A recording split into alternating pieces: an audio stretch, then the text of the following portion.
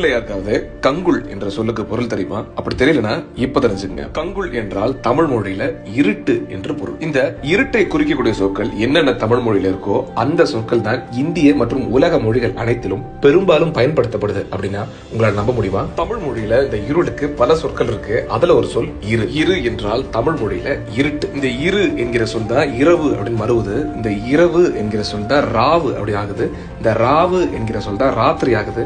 இந்த ராத்திரி என்கிற சொல் தான் ராத் அப்படின்னு பயன்படுத்தப்படுது. தெலுங்கு மொழியில கூட பாத்தீங்கன்னா இந்த ராவ ரேகி அப்படின்னு குறிப்பிடுறாங்க.